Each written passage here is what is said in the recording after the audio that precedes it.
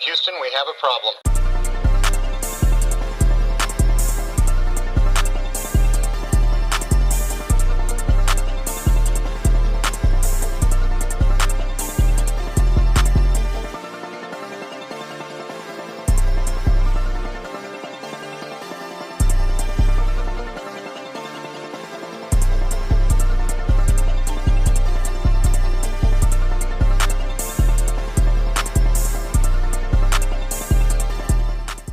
But all right, let's do it. Hey ho, come on, brothers, let's go. It's Hulkamania time, Jack. Also, dog, I forgot what Hulk Hogan said. I know Hulk Hogan said some racist, and I know it was really racist. I forgot what it was. It's Hulk Hogan for life. That shit was crazy. That was crazy. What? Are we having fun yet? Seemed like a good idea at the time when I planned this year out. Despite whatever bad stuff you can say about him as a character or as a human being, Hulk Hogan absolutely deserves credit for being one of the principal factors behind not one, but two incredible boom periods in pro wrestling. First as the face of the WWF in the 80s, then again as the leader of the NWO in the 90s. Simply put, no one in the history of the business is responsible for selling more tickets than the Immortal One. So it stands to reason that in 2009, Dixie Carter, the owner of Impact Wrestling, would want to elevate her company's stock by making the Hulkster an offer he couldn't refuse. Finally, a chance to close the gap on WWE after years of being a distant second. Perhaps a dusting of that legendary Hulk magic would bring TNA into the stratosphere of national awareness they've always craved. I remember, So, did it this is around the time too, they kept signing older WWE talent. I remember they signed the Dudley Boys, they signed Scott Steiner, signed Jeff Hardy, it's Christian, Booker T. I'm like, damn, nigga, keep getting all these old. God damn. Scott was tough, but yeah, and then also too, RVD was over there. But I can't lie though, some of the ways that they did, Kurt Angle too, some of the ways that they did these characters on TNA, they did them justice. I didn't look at Christian super serious until he got to TNA. I was like, okay, nah, Christian can be a main guy. On WWE, he was never really a main guy like that before he went over. What's that? Bubba Ray Dudley. Bubba Ray Dudley was alright. I'm like, damn, they had him as Bully Ray. He was a champion. WWE had never gave him that chance from what I remember. And he was cool. I'm like, damn, this can be that. Like, he can be cool. So Good work? They did their thing. They did their thing with some of these people. Well, do you think I'd be making this video if it did? Grab 3 or 4 of your closest washed-up friends and join me as I talk about the 3-year odyssey LAX, of Hulk I remember Hogan LAX. It in was all right. TNA. But first, a quick word from this week's sponsor. Absolutely not. When it comes crashing down and it hurts inside. Get that shit out of here. Decade. There were other companies with small scale but big influence like Chikara, PWG, and Ring of Honor, but in terms of widespread exposure and awareness, no one else had the market cornered like WWE. Before AEW came onto the scene in 2019, the company that ever came the closest was Total Nonstop Action, a promotion perhaps best known for outlasting every single naysayer's prediction of demise. By the end of the decade, Impact had finally gained an identity of their own, stars they could TNA build, is still on a to good this day, and crop that of looks legends terrible. and vets mixing it up with young dynamic talent, and most importantly, a national TV deal with Spike. So yeah, seems like just the right time to bring Hulk Hogan into the mix. What could go wrong? Impact joining forces with the Hulkster was a shock to many, but it actually wasn't the first time Hogan and TNA were used in the same sentence. Back in October of 2003, Hulk had just wrestled a match in Japan and was jumped by Jeff Jarrett mid-press conference. It was meant to lead to a title match with the two. Yo, I remember Jeff Jarrett. Yo, look, I don't remember Jeff Jarrett in WWE at all. I guess this was before I watched wrestling and everything. I don't remember him. I just don't. I remember him in TNA. That was smacking with guitars, and a nigga who's hitting with his finish. He was kind of going crazy in TNA. Hogan backed out due to injuries. Now that man is 6 years older, in his mid-50s, with even more back, knee, and hip problems. And he's supposed to be the magic bullet to cure the company's ills? Sure, why not? Let's go for it. What's that? They're bringing in the rest of the Death of WCW Dream Team too? You guys! With Hogan on board, you just knew that Eric Bischoff wouldn't be far behind. The former EVP of WCW helped negotiate the deal between Hulk and Impact, earning him an executive producer title. And while I don't think Eazy-E gets enough credit for all the good things he did in WCW to help revolutionize the business, there was no indication that he had learned from the mistakes that led to the company's demise either. Hogan's TNA signing was heralded in a huge press conference in October of 2009, not coincidentally in Vince McMahon's stomping ground of Madison Square Garden. It also took place right before Hogan's much-hyped Hulkamania tour of Australia, which drew Ric Flair out of retirement, was stocked full of Hogan's buddies like Brother Bruce High and the Nasty Boys, featured Umaga, Yo, Lando, appreciate you, and generally did this. Bro, the problem with wrestling, niggas don't know when to give it up. RP Umaga, absolutely. Niggas don't know when to give it up. Why is Ric Flair that old still bleeding in the match? What are we doing? Disappointing numbers and lost a lot of money. We in the storytelling business call this wait a minute. I already did this joke a few weeks ago with Hogan Knows Best.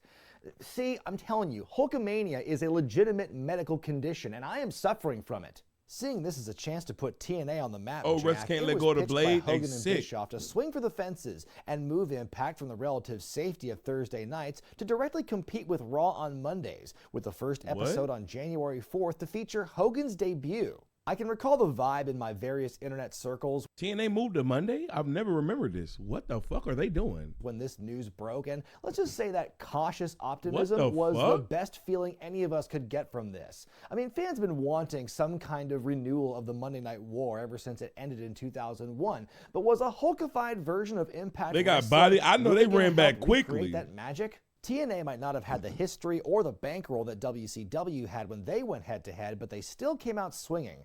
They had multiple aces up their sleeves, like the TNA debut of Ric Flair, the return of Jeff Hardy, and of course, the Nasty Boys and Bubba the Love Sponge. But hey, love him or hate him, the folks wanted Hogan. They wanted to see what he would do on this show to make this whole grand experiment worth it. Well, the fans would finally... TNA did a reverse battle royal? The fuck is that? He's broken out, but everybody can see Fatu makes his way into the ring. I mean, look at this. Up top. Oh my God. The flux capacitor. Unreal. But guess what? That ensures that his rival dies. Lance Hoyt. Scott Showtime. Look at this. Eric Tournament. A tournament that we will hold in the weeks ahead on Impact.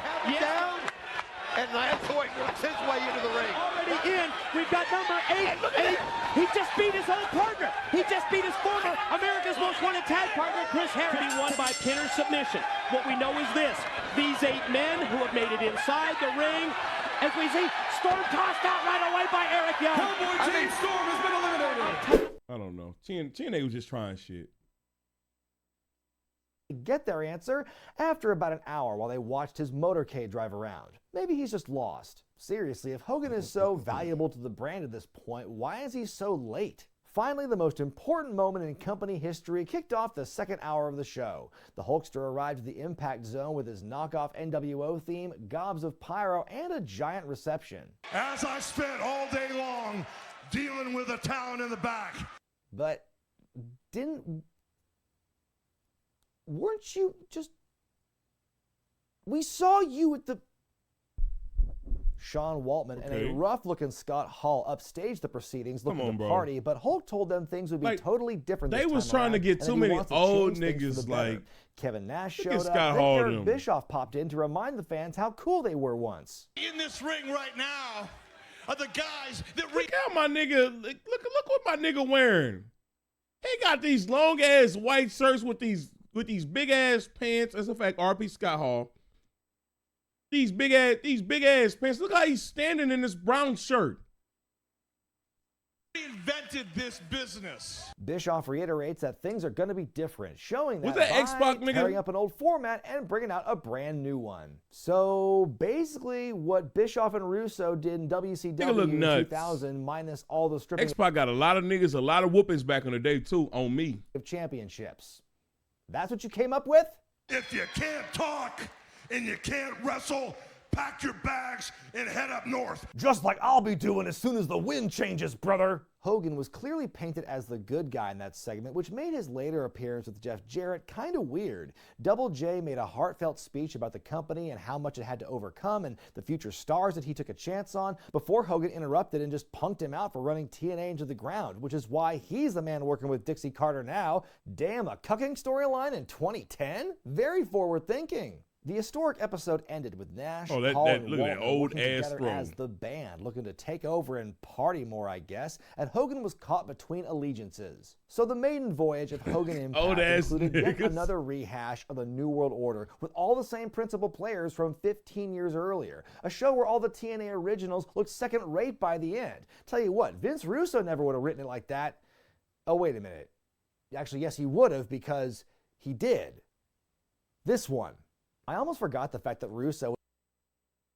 The X-Pac booty hole injury, SMH, NWTS, what the fuck are you talking about?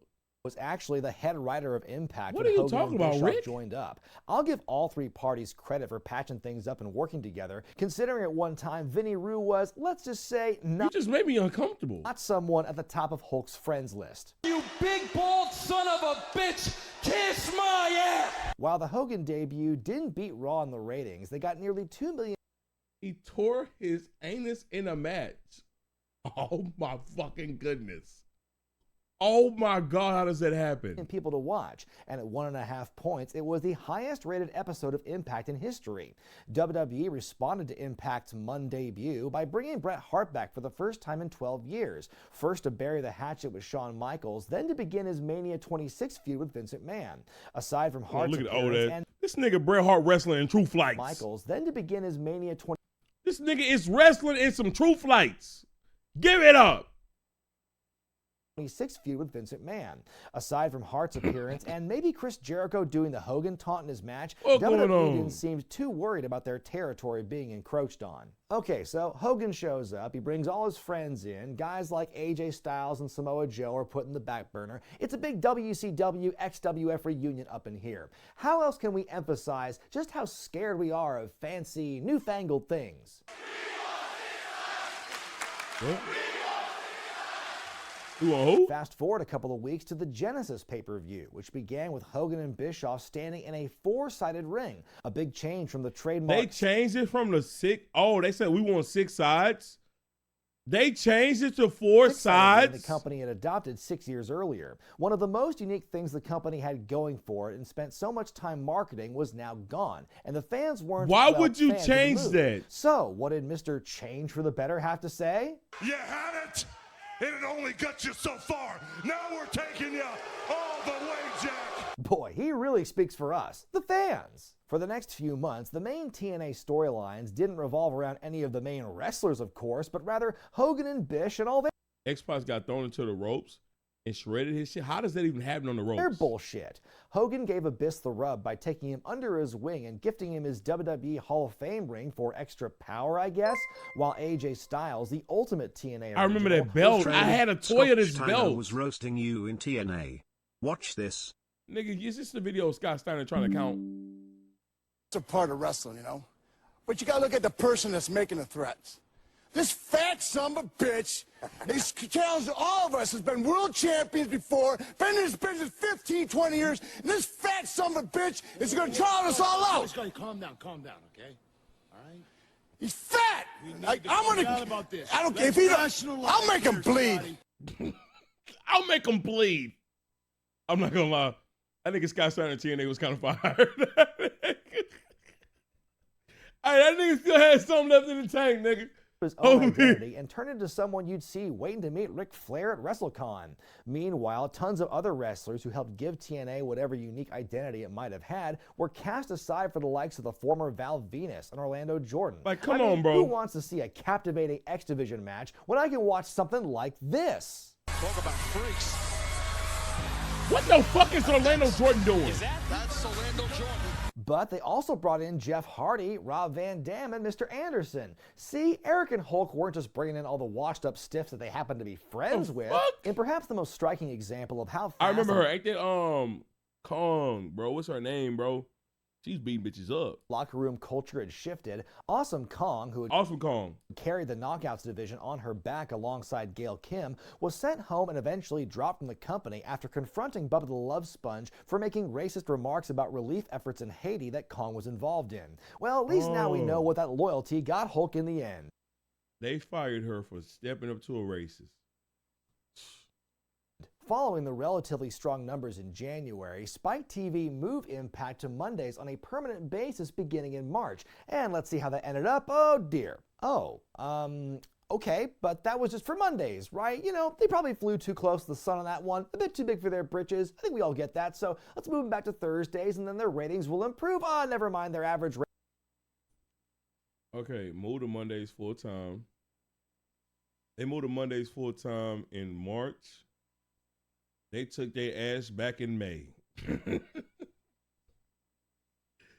Okay, so 1.5 mil, 1.5, steadily going down. Oh, it's bad.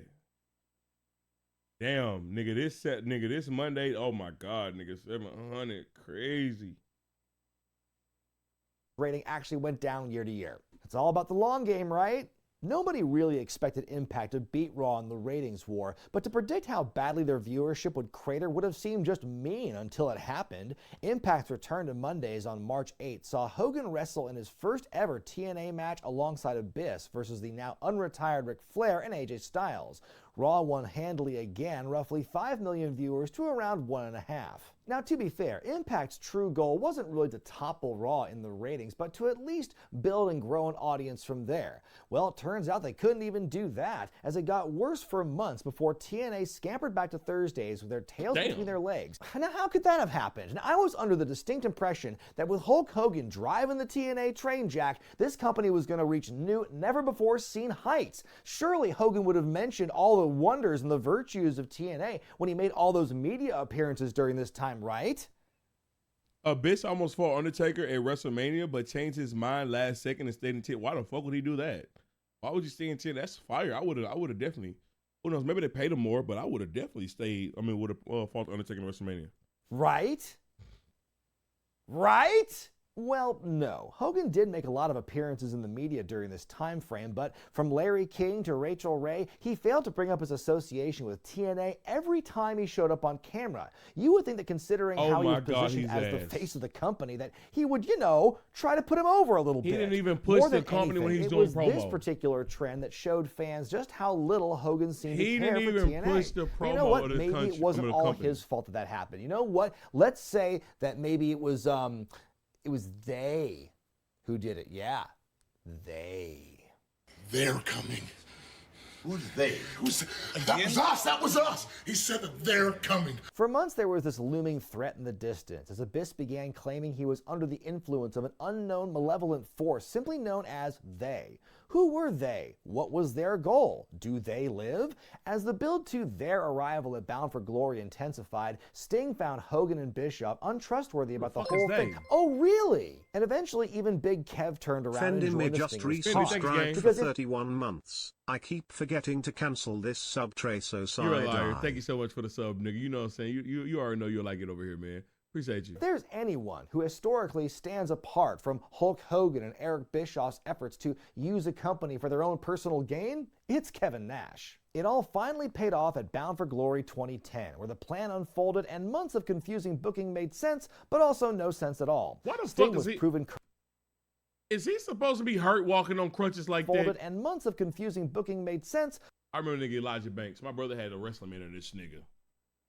Nigga never wanted to share his toy neither. But also no sense at all. Sting was proven correct after Hogan and Bischoff revealed that they were in cahoots with Jeff Hardy of all people, along with Abyss and Jeff Jarrett to form Immortal. Hey everyone, they're her. B&H revealed that they had tricked Dixie Carter to sign the rights to her own company over to them on the false pretense that she was authorizing Abyss's firing.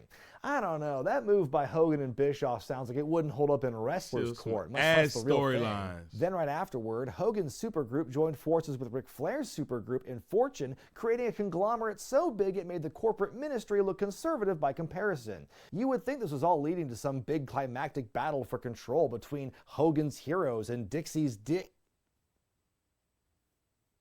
But instead, Carter simply filed an injunction against Hogan for his general misdeeds, taking the Hulkster off TV for several months so he could get major back surgery, but not without a hook in place to ensure his inevitable return. Fast forward to March of 2011, the Hulkster's back, Jack, and his back looked jacked with that ridiculous tattoo. That's not real. That's not real. What the fuck is that? What the fuck? At first, his back looks nasty as fuck. This old ass nigga got a back tattoo?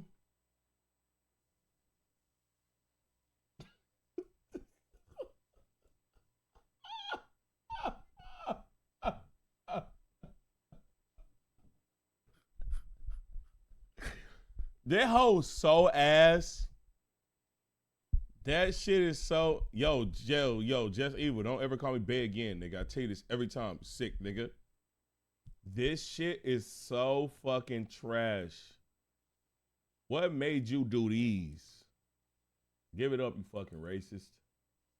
Hulk revealed that he had finally won control of Impact after months of legal wrangling with Carter, only for he and Eric's plans to go up in smoke when Dixie fired back with Mick Foley as network representative. Never mind, Mick would peace out of the company 3 weeks later. Look, I'll give them credit for trying to do something, okay? Hogan spent much of that spring and summer tormenting Sting by costing him the TNA Championship multiple times. Maybe he didn't think he was fit or tan enough. In early October, the Hulkster decided that it was finally time to Mike Clowney just resubscribed for 27 months. Magnificent Was career good twin. in What up, Impact. Wow, what iconic moments these were that just happened. What up, also, Duck? we'll get around all the moments we don't own the rights to by having the fans tweet about them. Hogan's. Wait, what? What? Also, we'll get around all the moments we don't own the rights to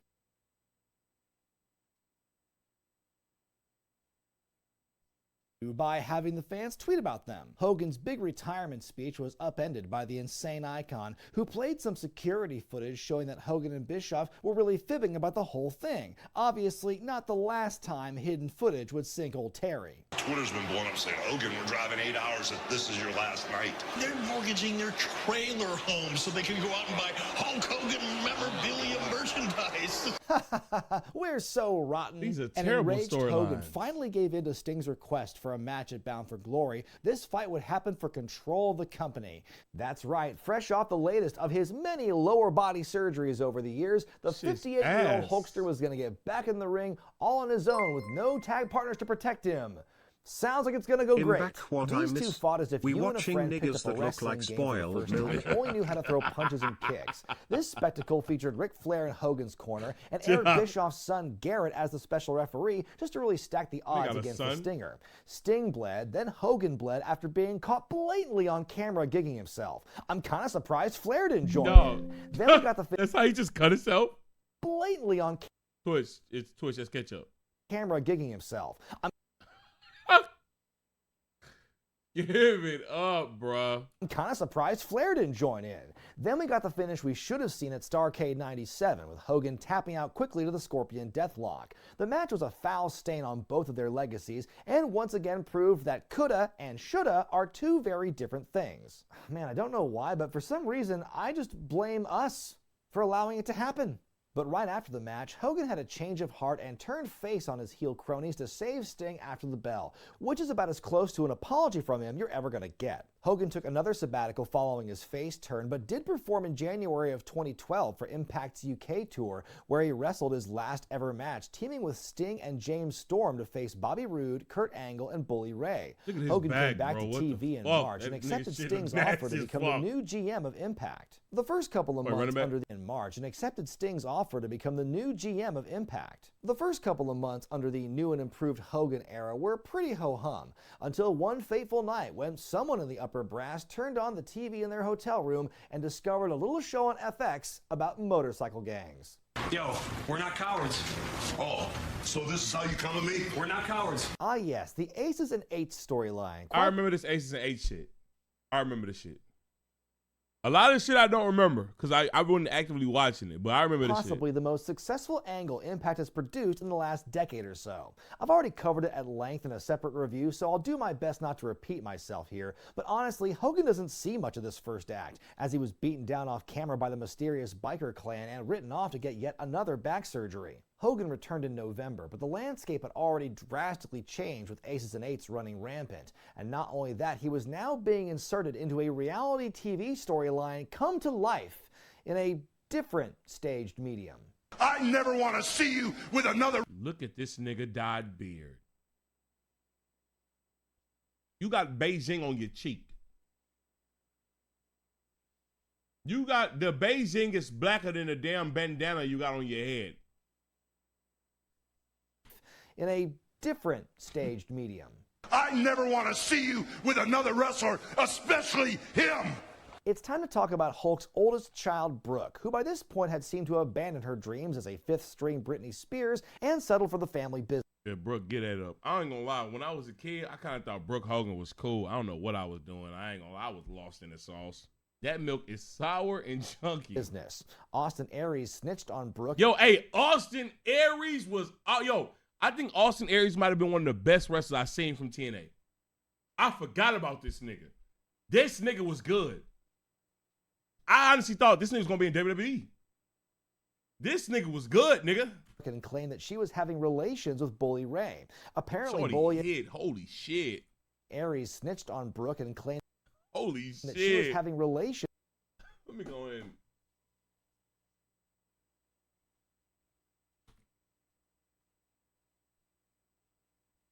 I need a save sound effect. Baseball sound effect. Smash. Right. I wish I can get a safe. I just need an umpire yelling, safe, nigga.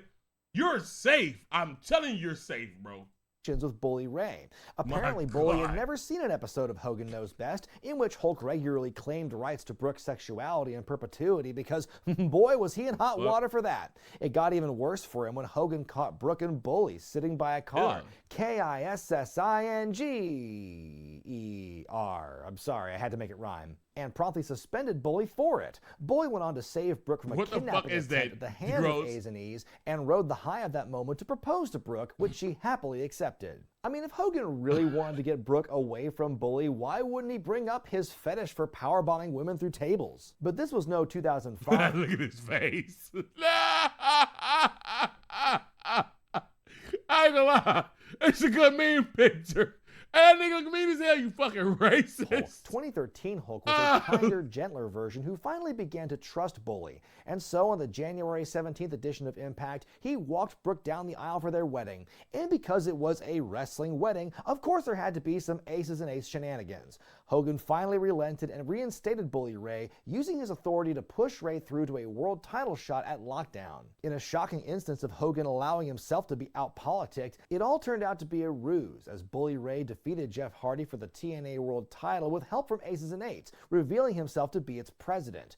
Hogan would first blame Sting for convincing him to trust Bully Ray, which is a hilarious passing of the buck. Nigga, before they solid sued rev? Hulk then spent months trying to take Bully Ray down, even sending the Main Event Mafia after him, but I remember the Main Event Mafia as well. I think, bro, the Main Event Mafia was so goddamn deep on this shit, it was ridiculous. somehow the champ was able to keep overcoming the odds. I was an ace and but eights. no One of amount them of niggas sneaky deep. heel Like, what business the can fuck? withstand the ultimate weapon, lazy booking. Brooke Hogan's deal expired that summer, and she very casually announced her divorce from Bully on an episode of Impact before leaving the show completely to go back to her home planet.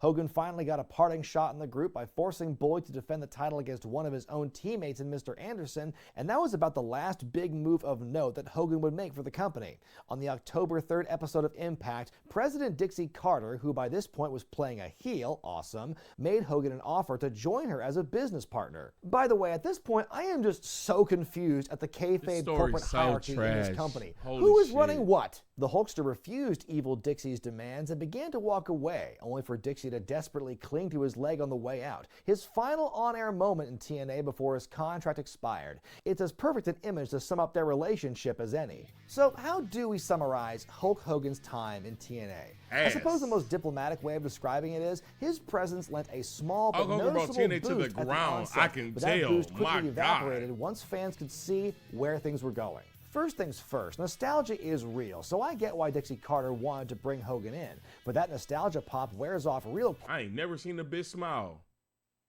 Abyss, if you're somewhere in life, never do that again. These teeth are meant to be hidden. Don't do that again. Quick when the man shows up every week, especially in a non-wrestling capacity.